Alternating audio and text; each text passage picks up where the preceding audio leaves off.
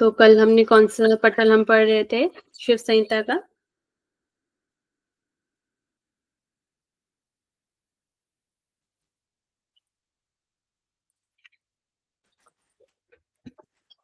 ये तृतीय पटल हो चुका था। तृतीय पटल अभी चल रहा है। तो तृतीय पटल में कल हमने कुंडली और वैश्वानर अग्नि के बारे में पढ़ा था। आज और तृतीय पटल में हमने हृदय पंकज के बारे में पढ़ा था। अनाहत चक्र को हृदय पंकज कहा जाता है। 10 प्राणों के बारे में हमने पढ़ा था। 10 प्राणों में से 5 प्राण हमारे मुख्य हैं और मुख्य में से भी 2 प्राण मुख्य हैं, प्राण और अपान। और गुरु की महिमा के बारे में पढ़ा था। सिद्धि प्राप्ति के 6 लक्षण हमने पढ़े थे। नाड़ी शोधन विधि हमने पढ़ी थी। एक बार में 20 बार में 20 कुंभक करने हैं और टोटल दिन में 4 बार करने के लिए बोला गया है। 80 बार पूरे दिन में करने के लिए बोला गया है। योग वर्जित विषय हमने पढ़ लिए थे और योग सिद्धि के उपाय लेते हैं। आज हम योग की 4 अवस्थाएं और आसन और पंच धारणाओं के बारे में पढ़ेंगे। ठीक है।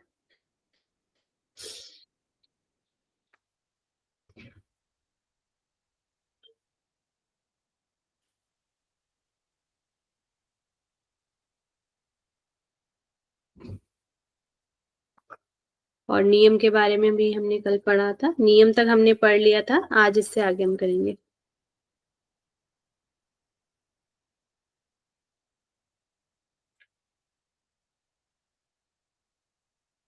स्क्रीन और मेरी आवाज क्लियर है ना? Yes ma'am.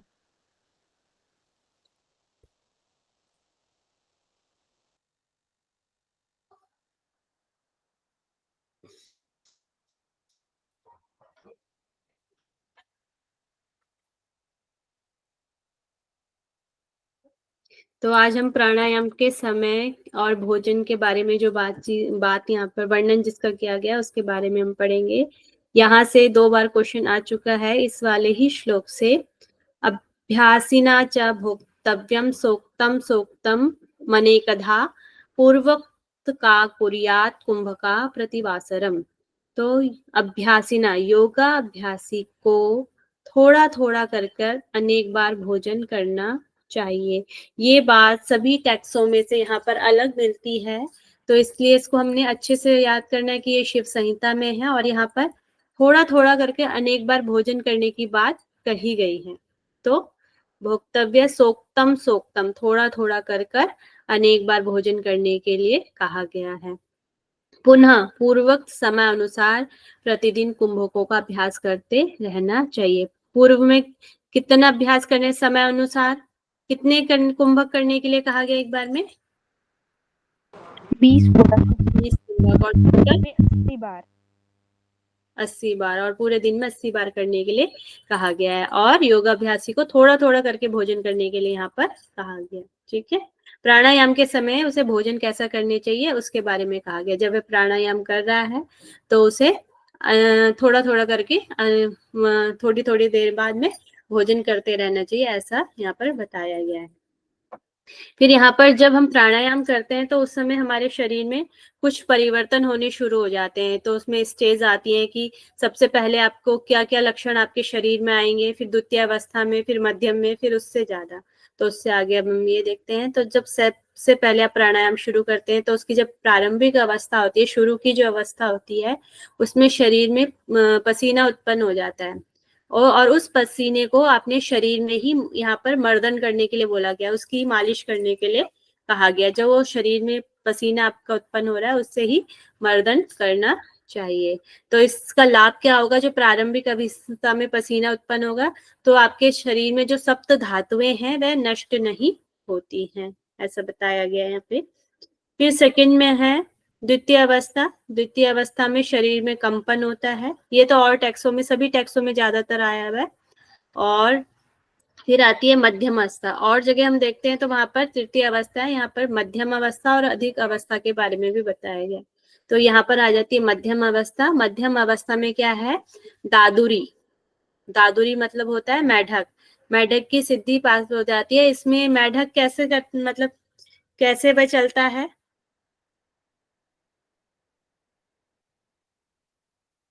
छलांग लगा के थोड़ा सा ऊपर उठता है, फिर नीचे जाता है, फिर ऊपर उठता है, फिर नीचे जाता है, इसी तरह की अवस्था होती है। तो इसमें भी जो साधक होता है वह क्या करता है, जमीन से थोड़ा ऊपर उठता है, फिर नीचे की ओर आ जाता है, फिर जमीन से ऊपर की ओर उठता है, फिर नीचे आ जाता है।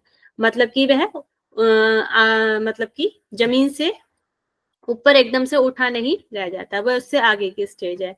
तो दादुरी मध्यम अवस्था में क्या हो जाएगी, दादुरी सिद्धि प्राप्त हो जाएगी, वह जमीन से थोड़ा ऊपर उठना स्टार्ट हो जाएगा। ठीक है, फिर आ जाती है मध्यम अवस्था के बाद उससे भी ऊपर की अधिक अवस्था, उससे भी ऊपर की अवस्था, इसमें आकाश। कोई कुछ बोल रहा है। आकाश में विचरण करने की साधना उसको हो जाती है, मतलब कि वह पहले क्या हो रहा था, मध्यम अवस्था में वह थोड़ा सा ही ऊपर उठ रहा था, फिर नीचे चले जा रहा था, मगर जब उससे भी ऊपर अवस्था आ जाती है तो वह आकाश में विचरण करने की साधना, मतलब कि वह भूमि को त्याग कर ऊपर उठना शुरू कर देता है। आपने कभी सुना भी होगा कि जब जो योग साधक होते हैं वह जब अपनी साधना में तो थोड़ा थोड़ा वह शरीर से अपने शरीर को ऊपर उठाने लग जाते हैं, जमीन से अपने शरीर को ऊपर उठा देते हैं। तो वही वाली अवस्था यहाँ पर बताई गई है। और इसका लाभ क्या है, तब संसार रूपी अंधकार को नष्ट करने वाली वायु सिद्धि हो गई है। तो ये जो संसार रूपी अंधकार है, जो ये संसार है, जो मोह माया में हम रहते हैं, यहाँ पर उस संस्कार रूपी अंधकार को नष्ट करने वाली वायु सिद्धि हो गई है, और ऐसा इसको समझना चाहिए। तो ये अवस्थाएं दी गई है प्राणायाम के समय के। Okay, slide.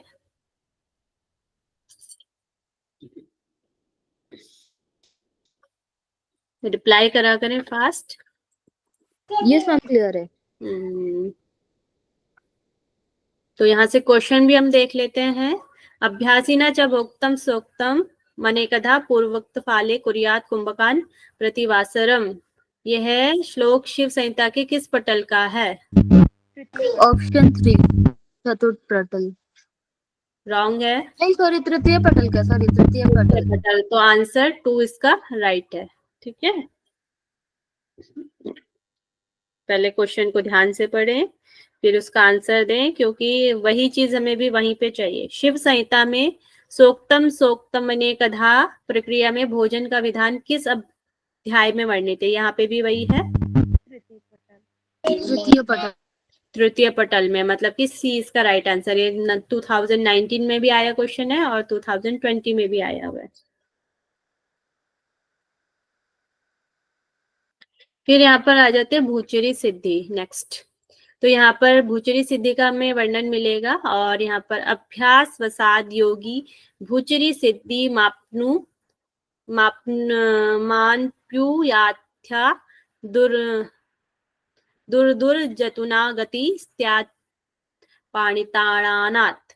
इसके बाद योगी अभ्यास बल से भूचरी सिद्धि को प्राप्त कर लेता है। तो यहाँ पर जब आप प्राणायाम का अभ्यास करते हैं उसके बाद क्या हो जाती है, आपके शरीर में आपको एक भूचरी सिद्धि भी प्राप्त हो जाती है, उसके बारे में यहाँ पे बताया गया है। और जिससे हाथ के प्रताड़न से ही मेढक आदि प्राणियों जैसी गति हो जाती है। तो यहाँ पर एक तो भूचरी सिद्धि वो भी होती है जैसे भस्मासुर की सिद्धि थी, एक तो उससे भी ले सकते हैं कि जिसके ऊपर भी वह हाथ रखेगा तो वह भस्म हो जाता है। उसी प्रकार या तो उसी चीज से ले सकते हैं जिससे हाथ के प्रताड़न से, या आप किसी के ऊपर हाथ रख देंगे तो जैसे छोटे मोटे मेढक आदि जो प्राणी है उनके जैसी जो गति होती है उस तरीके से ही आपकी गति भी हो जाएगी। इसका मतलब यहाँ पर ये भी ले सकते हैं। और प्राणायाम के कष्टदायक विघ्न दूर करने के लिए, चलो ये तो भूचरी सिद्ध का हो गया, तो यहाँ पर ये होगी भूचरी। फिर आगे बता रहे हैं कि अगर प्राणायाम में आपके कुछ विघ्न आ रहे हैं, जब आप प्राणायाम कर रहे हैं कुछ विघ्न आ रहे हैं, तो उनको आप दूर कैसे करेंगे। प्राणायाम के कष्टदायक विघ्न को दूर करने के लिए उपाय, तो इसमें इंद्रिय संयमन कर साधक को विघ्नों के विनाश के लिए एकांत में बैठकर दीर्घ प्रणव, मतलब कि जब हम ओमकार की दीर्घ प्रवण करते हैं, बहुत मतलब लंबा जाप करते हैं, उसको दीर्घ बोला जाता है, ओमकार का जाप करें। और योगियों में श्रेष्ठ साधक पूर्व कर्माजित विधि प्रकार के पापों एवं पुण्यों को 16 मात्रा वाले प्राणायाम से दूर करें। तो कुंभक में 16 मात्रा वाले कुंभक का रेशो क्या होता है मैम 16, 64, 32। 16, 64, 32। तो यहाँ पर बोला गया है जब आप अपने पूर्व जन्म के जो आपके पाप और पुण्यों को आप अगर नष्ट करना चाहते हैं, उसके लिए आप 16 मात्रा वाले प्राणायाम का अभ्यास करना शुरू कर दें। मात्रा का रेशो क्या होता है? मात्रा किसे कहा जाता है? मात्रा का समय क्या होता है? किसी को पता है?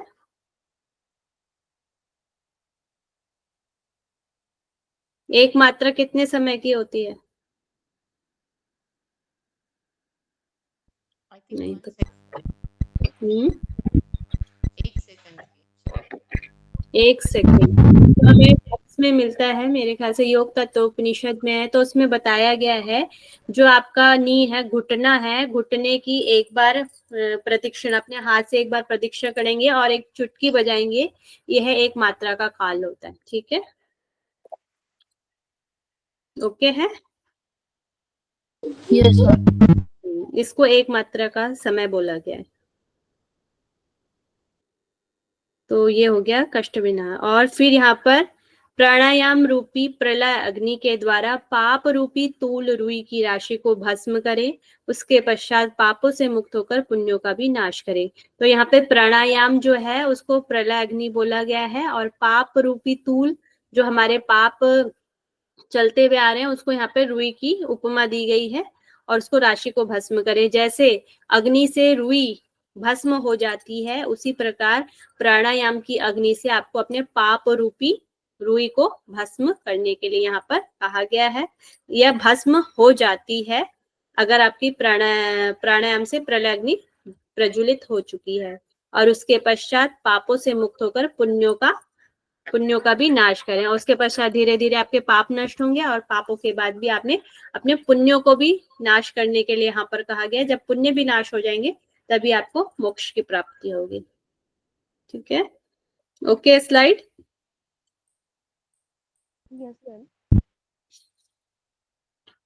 फिर यहाँ पर प्राणायाम के विशेष लाभ बताए गए हैं।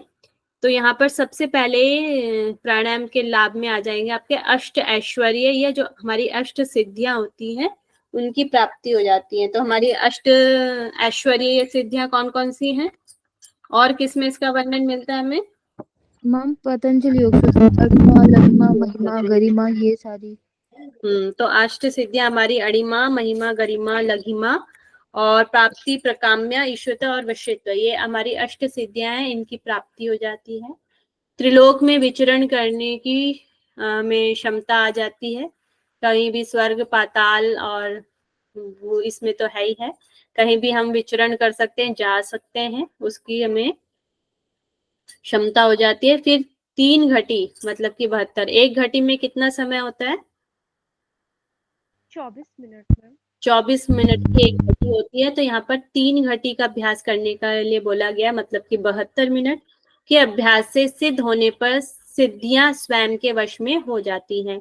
अगर आपका प्राणायाम 72 मिनट तक सिद्ध होने लग जाता है तो सिद्धियां ही अपने आप स्वयं वश में हो जाती हैं। फिर 4th में कहा गया है कि जब आप प्राणायाम का अभ्यास आपका हो जाएगा अच्छे से, तो आपको वाक सिद्धि मिल जाती है। वाक सिद्धि में आपको किसी को भी श्राप और अभिशाप देने की, या अपने मुख से आप कुछ भी कहे वह सिद्ध सच हो जाए, ऐसी सिद्धि आपके पास आ जाती है। यथेच्छ विचरण, इच्छा अनुसार आचरण, कहीं भी आप जाने की आपकी कहीं भी इच्छा है तो आप वहां तुरंत जा सकते हैं। ऐसे विचरण करने की इच्छा आपके क्षमता आपके अंदर आ जाती है ऐसी। और फिर है दूर दृष्टि, यहीं से बैठे बैठे आप कहीं दूर का दृश्य देखना चाहते हैं, ऐसी दृष्टि आपके पास आ गई थी। जैसे महाभारत में संजय के पास थी, उसके पास भी दूर दृष्टि थी, वही वाली दृष्टि की यहाँ पर बात की गई है। फिर दूर की ध्वनि को सुनना, और ऐसे ही जैसे दूर दृष्टि है ऐसे ही दूर की ध्वनि को सुनना। आप यहाँ पर बैठे हैं और वह कहीं दूर बैठे हैं, उसकी ध्वनि को आप सुनने की क्षमता भी आपके अंदर आ जाती है, या बहुत दूर की कोई भी ध्वनि आप सुन सकते हैं। फिर है सूक्ष्म पदार्थों को देखने की क्षमता, मतलब कि जो हम अपनी आंखों से देख पाते हैं, और उससे भी छोटे छोटे जीव इस संसार में होते हैं जिन्हें हम देख नहीं पाते हैं, तो उसको देखने की क्षमता भी हमारे अंदर आ जाती है। दूसरों के शरीर में प्रवेश करने की शक्ति, मतलब कि हम दूसरों के शरीर में भी प्रवेश कर सकते हैं, ऐसी शक्ति उत्पन्न हो जाती है।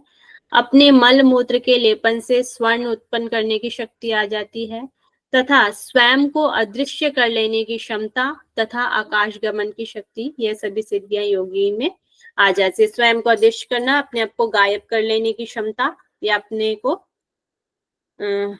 अदृश्य कर लेने की क्षमता आ जाती है। और आकाश गमन, मतलब कि आप आकाश में घूम फिर सकते हैं, ऐसी शक्ति आपके अंदर आ जाती है। तो यह प्राणायाम के विशेष लाभ कुछ बताए गए हैं। ठीक है, ओके है स्लाइड। Yes ma'am. फिर योग की 4 अवस्थाएं बताई गई हैं 31 श्लोक में, 31 श्लोक के बारे में। तो यहाँ पर आरंभ अवस्था हमने भी कल पढ़ा था। आरंभ अवस्था कहाँ पर पढ़ा था, बताएंगे? मैम योगियों की अवस्था जब पढ़ रहे थे तो। नाड़ी शुद्धि। हाँ। नाड़ी शुद्धि में आरंभ अवस्था वहां पे हमारी स्टार्ट हो जाती है, बताई गई है। तो 4 प्रकार की अवस्थाएं हैं आपकी, आरंभ अवस्था, घटावस्था, परिचय अवस्था और निष्पत्ति अवस्था। तो आरंभ अवस्था कल जैसे हमने पढ़ा था, तो नाड़ी शुद्धि होने पर शरीर के सभी दोषों का नष्ट होना शुरू हो जाता है। तो नाड़ी शुद्धि होने पे शरीर के सभी दोष नष्ट हो जाते हैं। इसका फल क्या है? नाड़ी शुद्धि वाले लाभ भी इसके हैं। जो कल हमने नाड़ी शुद्धि के लाभ पढ़े थे, वही लाभ इसके बताए गए हैं। तो नाड़ी शुद्धि के क्या लाभ थे, क्या चिन्ह आ गए थे हमारे अंदर? 4 चिन्ह थे।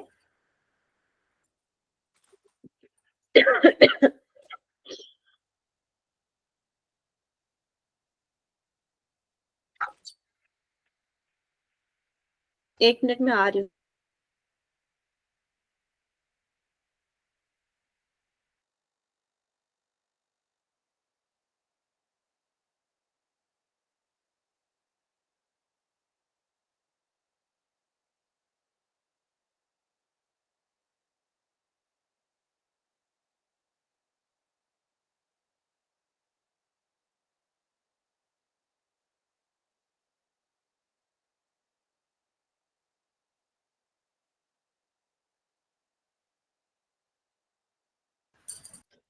क्या पढ़े थे कल 4 हमने? मैम समकाय सुगंधित और समकाय सुगंधित सुकांति और स्वर साधक। स्वर साधक के बारे में पढ़ा था। तो वो नाड़ी शुद्धि वाले लाभ सारे इसी में आ जाएंगे आपके। ठीक है,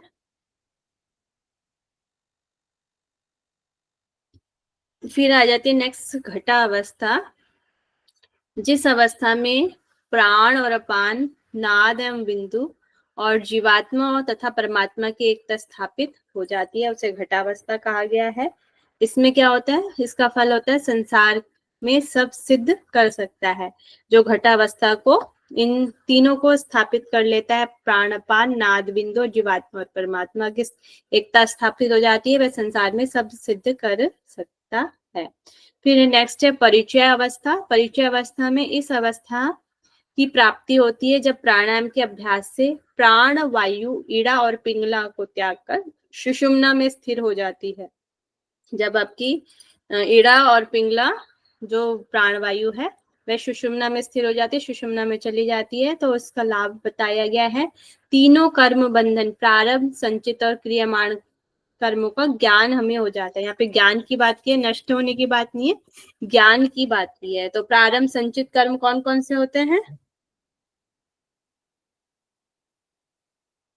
पता है किसी को? नो मैम नहीं पता। कर्म कर्म मतलब ऐसे कर्म जिनके फल हमें मिलना शुरू हो गए हैं, और संचित कर्म मतलब कि जो अभी कलेक्ट हो रहा है, और क्रियमाण कर्म जो अभी वर्तमान में कर्म चल रहे हैं उनको क्रियमाण कर्म बोलते हैं। क्रियमाण कर्म, एक डायग्राम से समझने की कोशिश करते हैं।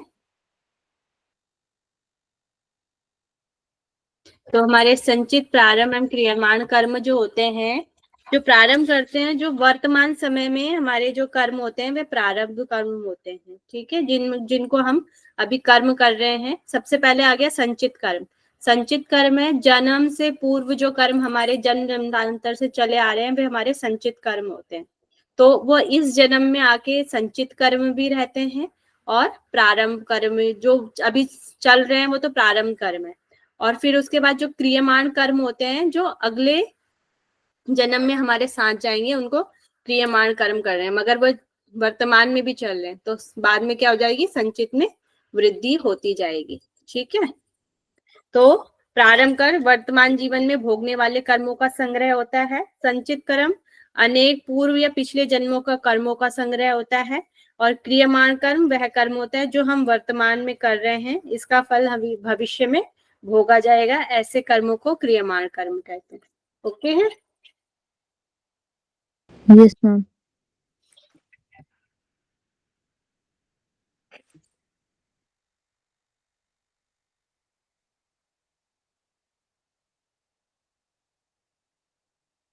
फिर आ जाती है नेक्स्ट निष्पत्ति अवस्था। इसमें 5 प्रकार की धारणाओं का अभ्यास करने से शयन शयन धीरे धीरे यह अवस्था प्राप्त होती है। 5 धारणाओं का स्थान बताया गया है। मूलाधार, लिंग, नाभि, हृदय और भूमध्य को बताया गया है। प्रत्येक पर ध्यान का समय 5 घटी बताया गया है, मतलब कि 2 घंटे का समय बताया गया है। अभी इसके बारे में हम आगे डिटेल में पढ़ेंगे, धारणाओं के बारे में। फिर इसका फल क्या है निष्पत्ति अवस्था का, एक तो अमृतत्व की प्राप्ति होती है, जीवन मुक्ति मिलती है, और समाधि की प्राप्ति हो जाती है, और शांत मन, एकदम बिल्कुल शांत हो जाता है, शांति की जो अवस्था है वो आ जाती है। तो ये आपकी 4 योग की अवस्थाएं हो गई हैं। ओके है। Yes ma'am.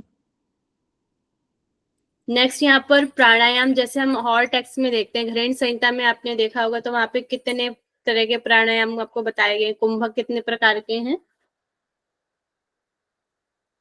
8 अष्टकुंभक बताए। कुंभक पढ़े हैं आपने। और योग बीज में कितने प्रकार के कुंभक हैं?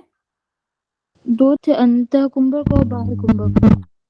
योग बीज में नहीं मैम, नहीं उसमें नहीं 2 नहीं। 8 प्रकार के। 8 प्रकार के बताए गए। तो ऐसे ही अलग अलग टेक्स्ट में हमें अलग अलग प्रकार के कुंभक के नाम के साथ हमें पता चलता है, मगर शिव संहिता में यहाँ पर मतलब कि उस चीज का पर्टिकुलर नाम नहीं दिया गया है, उसकी टेक्निक बताई गई है, उसको हम देख लेते हैं। ठीक है, यहाँ पर जिह्वा को तालु मूल में दृढ़ता से लगाकर प्राण वायु का पान करने से सभी रोग नष्ट हो जाते हैं। तो जिह्वा को तालु मूल पे लगाते हैं, तो ये कौन सी वो है टेक्निक है? मैम ये शीतली है। यहाँ पर जिह्वा को तालु मूल में दृढ़ता से लगाकर प्राण वायु का पान करने से हमारे सभी रोग नष्ट हो जाते हैं। फिर होठों को कोवे के चोंच के समान बनाकर शीतल वायु, तो होठों को कोवे की तरह किस में बनाते हैं? कौन? प्राणायाम और काकी मुद्रा।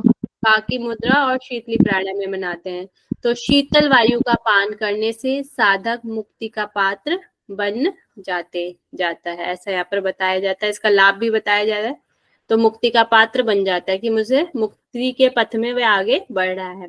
फिर प्रतिदिन सरस वायु का पान करने से, सरस मतलब जो शीतल वायु आप ले रहे हैं, उसी सरस वायु का पान करने से श्रम जन्य दाहकता, जरा और रोगों का नष्ट हो जाना।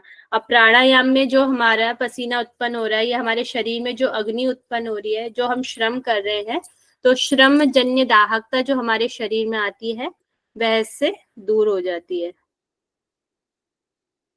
ठीक है, श्रम जन्य दाहकता, और जरा जरा मतलब हो जाता है आपका बुढ़ापा, और रोगों को नष्ट हो जाती है। फिर नेक्स्ट कह रहे हैं, जिह्वा को ऊपर की ओर करके चंद्रमा से स्रावित जल का पान करने से 1 मास में मृत्यु पर विजय प्राप्त हो जाती है।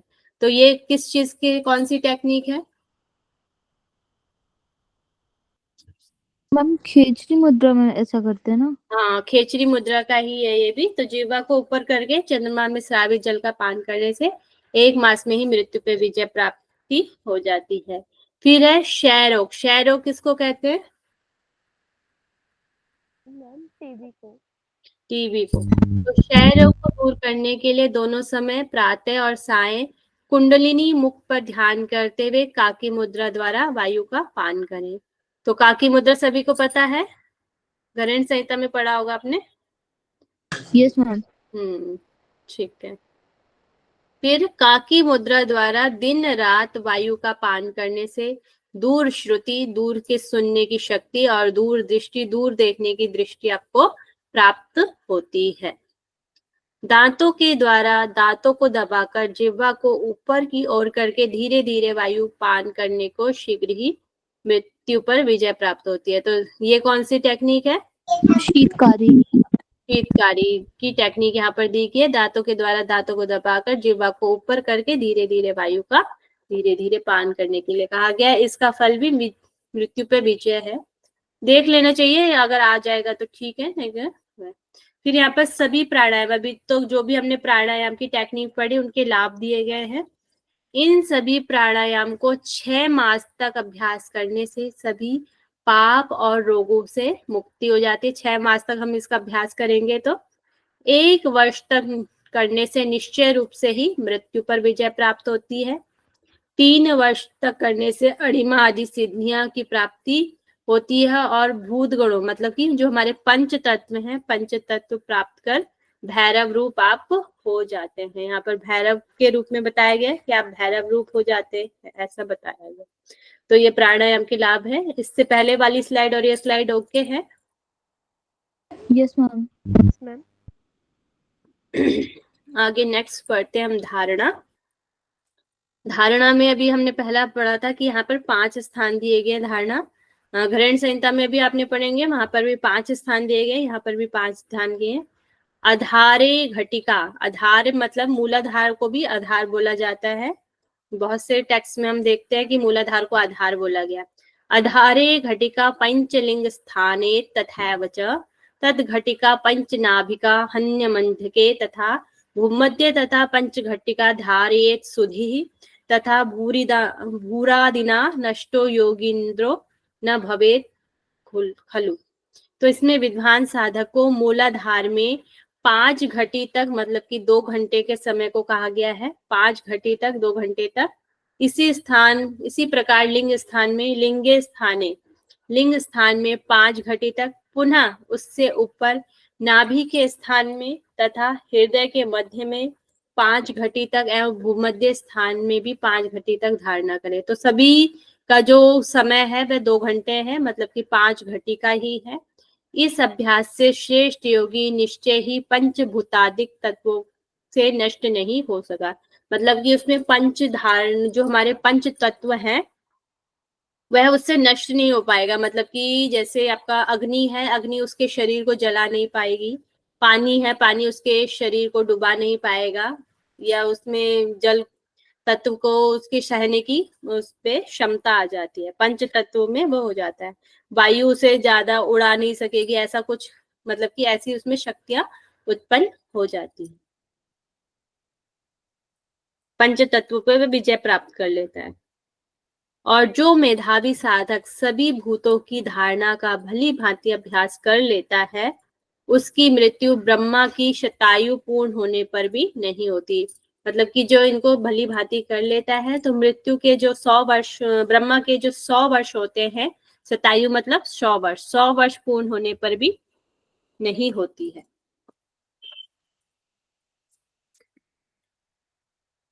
ठीक है, ओके है। Yes ma'am. फिर हम आसन के बारे में पढ़ेंगे। आसन से क्वेश्चन आ चुके हैं 3-4 बार।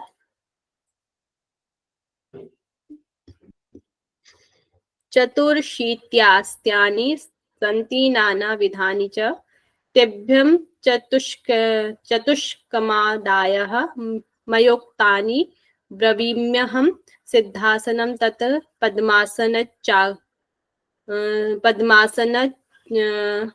उग्राचोग्नाश्च स्वस्तिकम।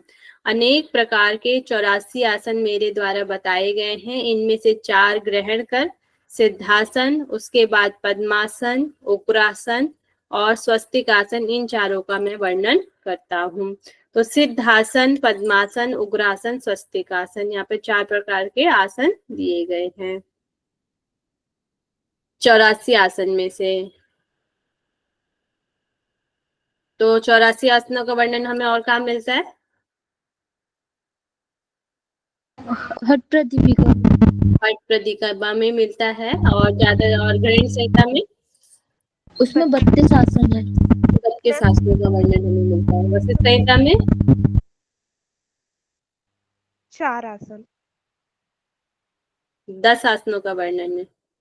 मैम वशिष्ठ सिर्फ वशिष्ठ संहिता यस मैम, वशिष्ठ संहिता में 10 आसन है। इसमें 4 आसनों का आता है। और उग्रासन को यहाँ पर क्या, कौन सा आसन है उग्रासन? पश्चिमोत्तानासन। Very good. फिर सबसे पहले हम सिद्धासन देख लेते हैं। सिद्धासन वैसे आपको पता ही होगा ज्यादातर किस तरीके से किया जाता है, यस या नो?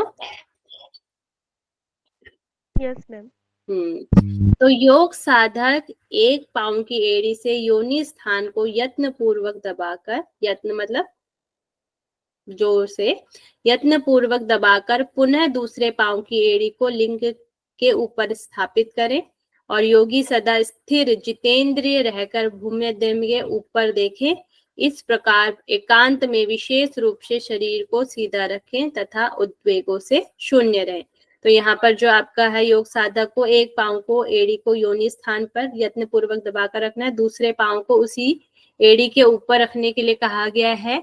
और योगी को सदा जितेंद्र रहना, अपनी इंद्रियों पर जितेंद्रिय रहना है, मतलब कि अपनी इंद्रियों पर कंट्रोल करना है और भूमध्य पर देखना है। दृष्टि कहाँ पर रखनी है? यहाँ पर भूमध्य पे रखने के लिए कहा गया है।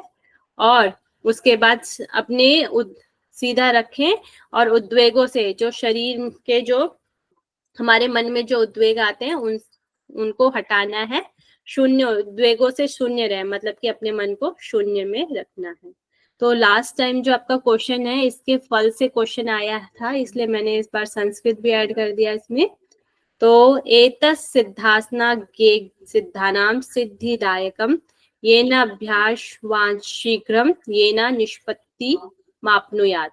मतलब कि जो सिद्धासन है वो क्या करता है? सिद्धिदायकम, सिद्धि को प्रदान करने वाला है, और निष्पत्ति माप्नुयात् मतलब कि परम गति को प्राप्त करने वाला है। तो दोनों हो सकते हैं यहाँ पे, निष्पत्ति को प्राप्त कराने वाला या परम गति को प्राप्त कराने वाला और पापों से मुक्त करने वाला।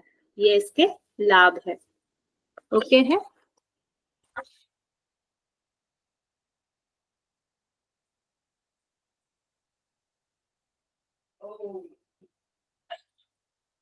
ओके है? Yes ma'am. नेक्स्ट आ जाता है आपका पद्मासन। प्रयत्न पूर्वक दोनों पांवों को पलटकर विपरीत जंघा मूल के ऊपर लगाना चाहिए और दोनों जंघाओं के मध्य स्थान उसी प्रकार हाथ को पलटकर एक दूसरे के ऊपर रखकर नासिका के अग्रभाग पर दृष्टि स्थापित तथा ठुड्डी को छाती पर स्थापित करें। मूल बंद द्वारा अंतस्थ वायु को धीरे धीरे उठाकर। तो प्रयत्न पूर्वक दोनों पांवों को पलटकर विपरीत जंघा मूल के ऊपर लगाना चाहिए। मध्य में उसी स्थान पे हाथ को पलटकर, यहाँ पर हाथ की जो स्थिति है वह घुटनों के ऊपर है। यहाँ पर अंजलि मुद्रा यहाँ पर बीच में रखने के लिए कह रहे हैं। तो दोनों जंघाओं के मध्य उसी में हाथ को पलटकर एक दूसरे के ऊपर रखकर नासिका के अग्रभाग नोज टिप्स पे देखने के लिए कहा गया है, नोज पे दृष्टि स्थापित करें। ठुड्डी को छाती से लगाएं, मतलब कि जालंधर बंद लगाने के लिए कहा गया है। और फिर मूल बंद द्वारा अंतस्थ वायु को धीरे धीरे ऊपर उठाने के लिए कहा गया है। जो आपकी अपान वायु है उसको धीरे धीरे ऊपर उठाने के लिए कहा गया है। तो ये है आपका पद्मासन। इसके लाभ हम देख लेते हैं। इदम पद्मासन प्रोक्तम सर्व व्याधि विनाशम दुर्लभम येन केनापि धीमता लभ्यते परम। मतलब कि यह पद्मासन समस्त व्याधियों का विनाश है। मतलब कि ये पद्मासन सर्व व्याधि विनाशम, सर्व व्याधियों को नष्ट करने वाला है और यह दुर्लभ है, फिर भी जिस किसी बुद्धिमान को यह प्राप्त होता है तो वह क्या हो जाता है? मुक्त हो जाता है। तो सभी इसके लाभ क्या क्या होंगे? सभी व्याधियों को नष्ट करने वाला है और योगी मुक्त हो जाता है। इसके 2 लाभ हो गए। ओके है? Yes ma'am. नेक्स्ट है उग्रासन, और मतलब कि पश्चिमोत्तानासन। परस्पर मिले हुए दोनों पांवों को सामने की ओर फैलाकर अपने दोनों हाथों से दोनों पैरों को दृढ़ता से पकड़ें। सिर को घुटनों पर स्थापित करने के लिए कहा गया है। तो यहाँ पर इसका लाभ हम देख लेते हैं। आसनज्ञमिदं प्रोक्तं भव भवदेन अनल दीपनम देहावसानहरणम पश्चिमोत्तान संज्ञकम एतभ्यां शीतलानाम सर्वसिद्धि प्रजायते। तो इसका सबसे पहले भवेद अनल दीपनम मतलब कि जठराग्नि को प्रदीप्त करती है। अनल दीपनम मतलब कि जो हमारी जठराग्नि है उसको प्रदीप्त करती है। दूसरा देहावसानम हरणम पश्चिमोत्तान संज्ञकम, और देह मतलब हमारे शरीर के कष्टों का नाश होता है। शरीर के जो हमारे कष्ट हैं उनका नाश करती है। सबसे पहले जठराग्नि को प्रदीप्त करती है, शारीरिक कष्टों का नाश करती है।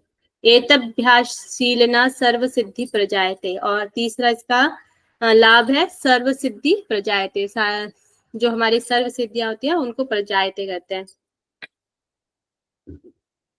और नेक्स्ट है इसमें मरुत सिद्धि भी है, यहाँ पर वायु सिद्धि भी एक हमें प्राप्त हो जाती है। यहाँ से मरुत सिद्धि की प्राप्ति होती है। और फिफ्थ है प्राण वायु सुषुम्ना मार्ग से प्रभावित होने लगती है। जो हमारी प्राण वायु है वह सुषुम्ना मार्ग में प्रभावित होने लगती है पश्चिमोत्तान उग्रासन के अभ्यास से। ओके है? Yes ma'am. नेक्स्ट है आपका स्वस्तिक आसन। इसमें दोनों पांव के तलवों को जानु और जंघा के बीच में अच्छी प्रकार स्थापित करें। शरीर को सीधा रखते हुए संतुलित बैठने की स्थिति को यहाँ पर स्वस्तिक आसन कहा गया है। तो इसमें आपके जानु और जंघा के बीच में अच्छी तरह स्थापित करने अपने पादों के तलवों को, ठीक है। फिर उसके बाद यहाँ पे कहा गया है स्थापित कर शरीर को सीधा रखते हुए संतुलित बैठने की स्थिति को यहाँ पे स्वस्तिक आसन कहा गया है। आसन की टेक्निक तो आपको सभी को पता होगी। फिर यहाँ पर इसका लाभ बताया गया है। सुखासन मिदम प्रोक्तम सर्व दुख प्रणाशनम स्वस्तिक योगिर्भिगोप्य स्वस्तिकरण उत्तमम। तो यहाँ पर लिखा गया है यह सुखासन सब दुख का विनाश करता है और योगी द्वारा स्वस्तिक आसन गोप्य बताया गया है। तो ये जो आपका है योगियों द्वारा, इसको योगी भी गोप्य है, योगियों द्वारा इसे गोपनीय बताया गया है। और यह है स्वस्तिकरण कल्याणकारी आसन बताया गया है। तो इसका लाभ क्या है? व्याधियां उत्पन्न नहीं होती हैं। सर्व दुख प्रणाशनम, ये भी है इसका, इसको भी ऐड कर लेंगे।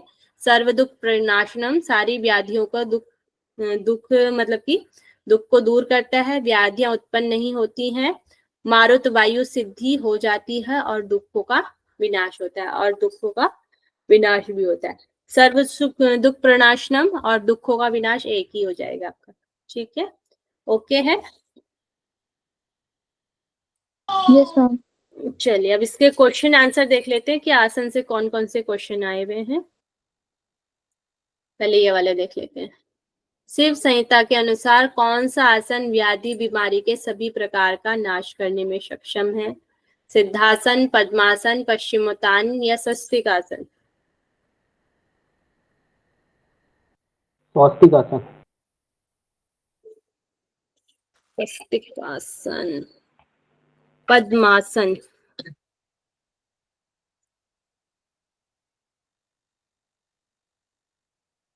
व्याधियों के लिए सर्व व्याधि विनाशम आपका पद्मासन है, ठीक है। बी आएगा इसका राइट आंसर। नेक्स्ट है निम्नलिखित में से किन आसनों में शिव संहिता का उल्लेख नहीं किया गया? सिद्धासन, उग्रासन, भद्रासन, मुक्तासन। ऑप्शंस में से आपने ए बी सी डी में से चूज करना है। ऑप्शन सी होगा, C and D. C and D ऐसे नहीं ना, एक ऑप्शन आपने वो करना है। ऑप्शन सी है ना मैम, जिसमें सी और डी है। ऑप्शन सी होगा। भद्रासन और मुक्तासन इसमें नहीं दिए गए हैं, सिद्धासन और उग्रासन है। तो ये आपका राइट आंसर हो जाएगा सी। अलरूंगा जाओ। नेक्स्ट क्वेश्चन हम देखेंगे। नेक्स्ट क्वेश्चन देखते हैं अब। नेक्स्ट है आपका, ये लास्ट टाइम ही आया हुआ क्वेश्चन है, इसको देख लीजिए। सिद्धासन, पद्मासन, पश्चिमोत्तानासन, स्वस्तिकासन।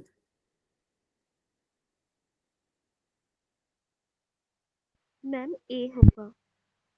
ए इसका राइट आंसर है। तो सिद्धासन, सिद्धासन का सेकंड आंसर हो जाएगा सिद्धिदायकम। जो सिद्धासन है वह सिद्धिदायकम है। नेक्स्ट है बी, पद्मासन। पद्मासन का हो जाएगा थर्ड, सर्व व्याधि विनाशम, सर्व व्याधि का विनाश करता है। पश्चिमोत्तानासन फोर्थ, सर्व सिद्धि प्रजायते, सर्व सिद्धि प्रजायते। नेक्स्ट डी, स्वस्तिकासन, इसका हो जाएगा फर्स्ट, सर्व दुख प्रणाशनम। ठीक है, ओके है। Yes ma'am. अब आज हम तृतीय पटल तक ही करते हैं, कल से हम चतुर्थ पटल करेंगे। ठीक है,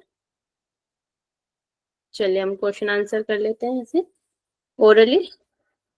करना है आगे भी?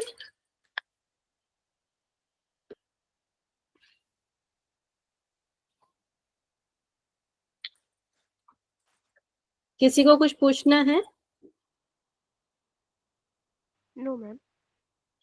चलिए फिर तैयार हो जाएंगे क्वेश्चंस के लिए। शिव संहिता के रचयिता कौन है? ज्ञात है मैम। और टाइप कर सकते हैं तो टाइप भी करें, उससे आपकी प्रैक्टिस बढ़ेगी। शिव संहिता के पटलों की संख्या कितनी है? 5। 5 बताई गई है। फर्स्ट पटल का नाम क्या है?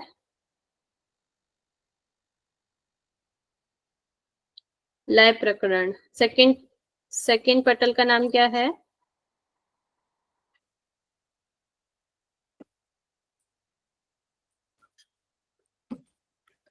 तत्व। थर्ड पटल का? प्राण प्रकरण दिया गया। फोर्थ का?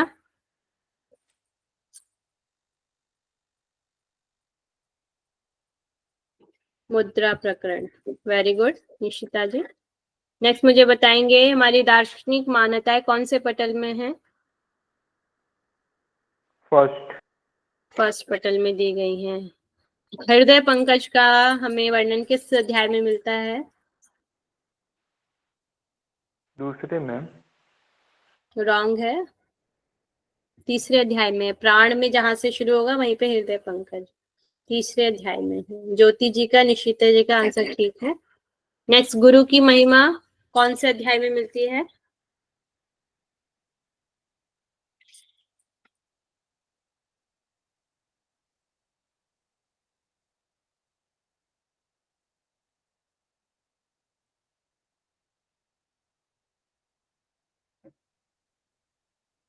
गुरु की महिमा मैम थर्ड में। थर्ड में, तीसरे अध्याय में। ठीक है। योनि मुद्रा कौन से अध्याय में है? फोर्थ में। फोर्थ अध्याय में। ठीक। 4 प्रकार के अन्न की बात कहाँ की गई है?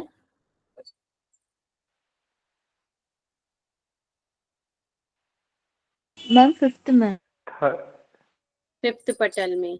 और बार बार भोजन करने की बात किस अध्याय में की गई है? और थर्ड में। थर्ड पटल में की गई है। अभी पढ़ा ना हमने थर्ड पटल में, सोक्तम क्षोक्तम। वैश्वानर अग्नि का वर्णन हमें किस अध्याय में मिलता है, किस पटल में मिलता है? सेकंड पटल में। सेकंड पटल में मिलता है। नियम, नियम हमें कौन से पटल में मिलते हैं?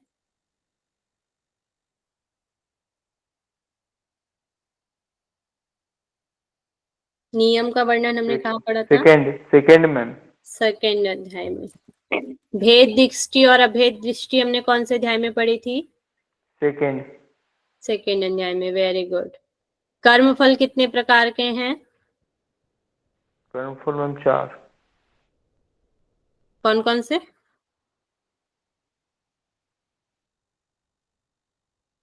दो प्रकार के हैं कर्मफल, स्वर्ग रूप और नरक रूप। रज्जु में किस चीज की भ्रांति हो जाती है? सर्प। सर्प की भ्रांति हो जाती है। और सीपी में किसकी भ्रांति होती है? चांदी की। चांदी की भांति होती है। Very good. संसार के कितने प्रकार हैं?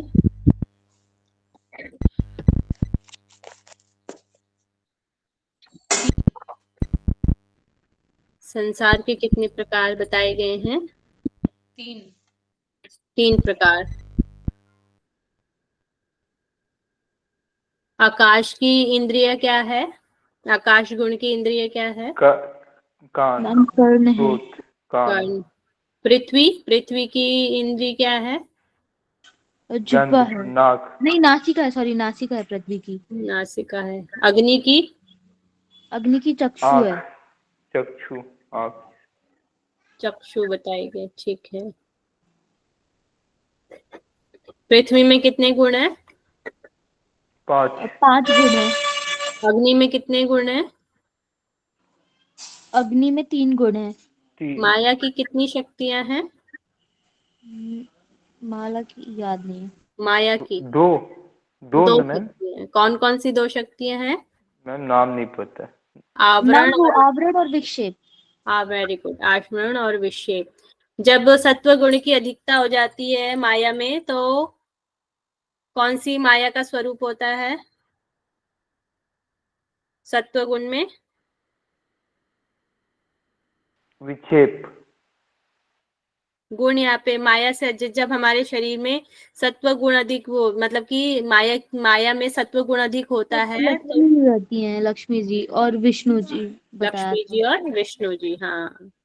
और रजोगुण की अधिकता होती है तो तो सरस्वती जी और ब्रह्मा जी। सरस्वती और ब्रह्मा, और तमस गुण में दुर्गा जी और ईश्वर। दुर्गा और ईश्वर शिव। मैम तो ये तो ईश्वर हुए ना, देवता की तो बात हो रही है ना। शिव और या ईश्वर, यहाँ पर ईश्वर और शिव एक ही रूप है। वो नहीं मैम, मैं ये पूछा कि आपने पूछा कि गुण बताइए, तो गुण में ये आएंगे सत्व गुण के। मैंने तमोगुण मैंने पूछा है वो किससे आच्छादित है और कौन सी वहां पे अच्छा माया है। अच्छा। मंदाकिनी कौन सी नाड़ी का नाम है? मंदाग्नि में सुषुम्ना। रॉन्ग है। कौन बताएगा? मैम चित्रा का बताया था। ईड़ा नाड़ी को भी मंदाकिनी कहा गया ना। हाँ सॉरी। हाँ हाँ मैम, हाँ मैम, हाँ मैम। ईड़ा नाड़ी को। मानव शरीर में कुल कितनी नाड़ियां हैं? 3.5 लाख, उसमें 3.5 लाख। से मुख्य नाड़ी कितनी है? 14 + 1। 14 प्लस, हाँ 14 प्लस 14 1। नाड़ियों को मुख्य बोलेंगे और एक अलग जो नाड़ी है वो है चित्रा नाड़ी हो जाएगी, ठीक है। चित्रा नाड़ी किसकी प्रिय है? शिव की। चित्रा नाड़ी शिव शिव की वल्लभा मैम। इसे शिव बोलते की हैं। प्रिय है। और वह कहाँ, किस नाड़ी के अंदर है? ईरा पिंगला सुषुम्ना सुषुम्ना के की। अंदर में है। ईड़ा पिंगला सुषुम्ना के अंदर दी गई है। योग वल्लभा कौन सी नाड़ी है? योग वल्लभा में सुषुम्ना। सुषुम्ना है। सुषुम्ना है। और कुंडली में योनि का आकार क्या है? त्रिकोण, त्रिकोणाकार। ट्रायंगल। त्रिकोणाकार है। कितने लपेटे कुंडली बताई गई है? 3.5। 3.5। और इसका नाम क्या है? किसका मैम? कुंडलिनी का नाम क्या है? कुंडलिनी, वाग्देवी। वागदेव, यस। नाड़ियां कहाँ से उत्पन्न होती हैं? इसमें मैम मेरु, मेरुदंड। मेरू से। मेरु। मूलाधार से। वैश्वानर अग्नि का स्थान क्या है शिव संहिता के अकॉर्डिंग? मैम ये हमारे मेरू स्पाइन के मूल लोअर ये, पार्ट पे। हाँ, वैश्वानर अग्नि मूलाधार मेरू चक्र। मूल पे है। और जो आपकी कुंडलिनी है, कुंडलिनी आपकी जो नाड़ियां है, नाड़ियां मूलाधार से उत्पन्न, ठीक है। मैम ये रिपीट कर दीजिए। आपकी जो, क्या बोला था मैंने आपको, जो आपकी नाड़ियां का उद्गम स्थान है, नाड़ियां कहाँ से आरंभ है, वो मूलाधार से हैं। और जो वैश्वानर अग्नि की बात है, वैश्वानर अग्नि बस्ती प्रदेश या मेरू मूल से, मेरू मूल में है। क्योंकि और जगह वैश्वानर अग्नि का जो हमें उल्लेख मिलता है वह मणिपुर चक्र में मिलता है, मगर जो शिव संहिता है, शिव संहिता में इसका स्थान मेरू मूल बताया गया है।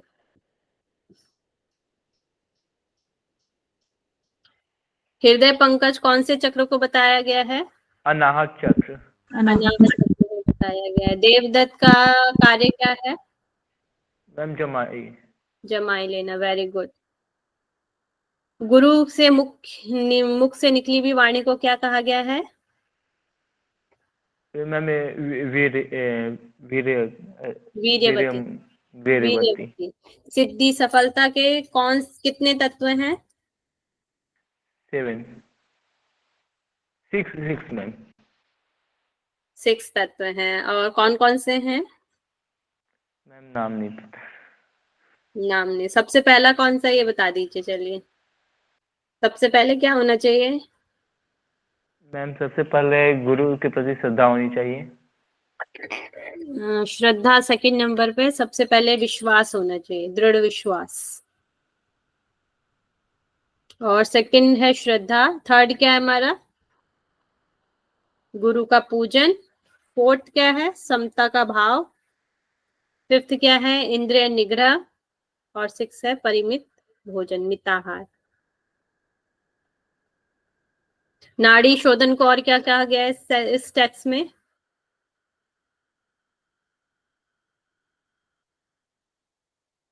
पवना अभ्यास। क्या कहा गया है? पौनाभ्यास। पवन अभ्यास करने के लिए। और कितने महीने में नाड़ी शुद्धि हो जाती है? 6 माह। जहां पर कुंभक दिया वहां पे 3 महीने बताया गया है। नियम कितने प्रकार के हैं? नियम मैम यहाँ पे 5 7 प्रकार के। 7। 5 प्रकार के पतंजलि योग दर्शन में है। प्रारंभिक अवस्था में आपके शरीर में क्या, जो 4 अवस्थाएं हैं, पसीना। पसीना उत्पन्न होता है, तो उससे उसका फल क्या है? शरीर दृढ़, शरीर पुष्टि होती।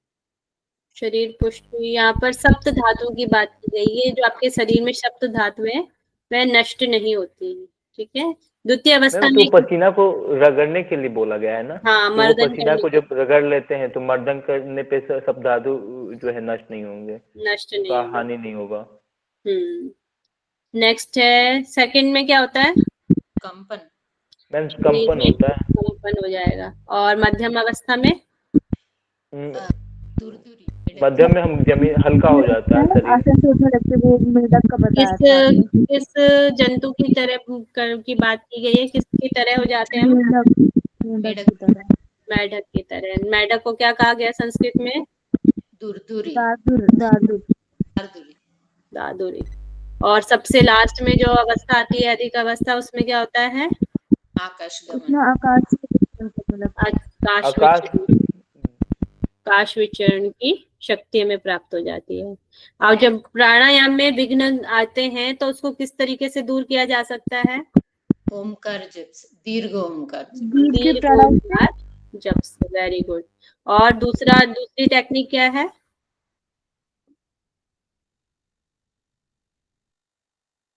कितनी मात्रा से हमें प्राणायाम करना है? 12। 16, 64, 32।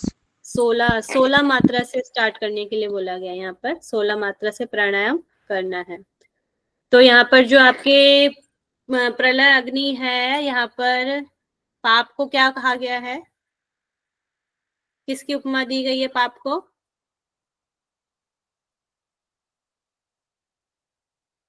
रुई की। रुई, हाँ, रुई की। रुई को किससे अपनी भस्म करना है, या पापों को किससे दूर करना है?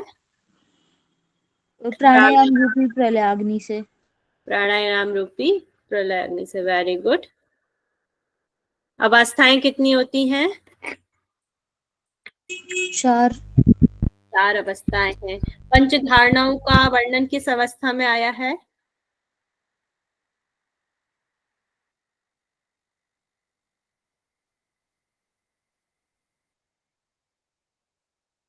निष्पत्ति अवस्था में। निष्पत्ति अवस्था में ना मैम। हाँ। 3 कर्म बंधनों का, 3 जो कर्म का ज्ञान किस अवस्था में हो जाता है?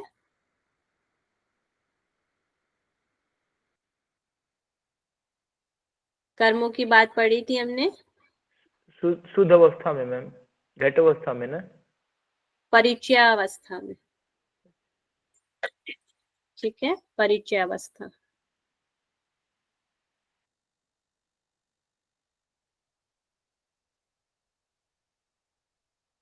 आसन कितने प्रकार के बताए गए हैं? 4। 4 प्रकार के आसन बताए गए हैं। ठीक। उग्रासन को क्या कहा गया है? मैम ये इसको पश्चिमोत्तानासन को बोलते हैं। पश्चिमोत्तान। जठराग्नि प्रदीप कौन से आसन से होती है? पश्चिमोत्तानासन। पश्चिमोत्तानासन से। होती है। देह के जो अवसान है वह किससे नष्ट हो जाते हैं? क्या मैम? देह अवसान मतलब शारीरिक कष्ट किससे दूर हो जाते हैं? पद्मासन से। शारीरिक कष्ट उत्पन्न नहीं होते हैं। ठीक है, ये 1-2 में बहुत 2 में दिया गया है शारीरिक कष्ट का। चलिए, आसन आपका 3rd पटल आज कंप्लीट हो गया है। कल से हम 4th पटल स्टार्ट करेंगे। ओके सभी को? मैम आपने कुंडलिनी का नाम क्या बताया था? क्या कह रहे हैं? कुंडलिनी को और क्या बोला है यहाँ पे? वाग देवी। Okay ma'am.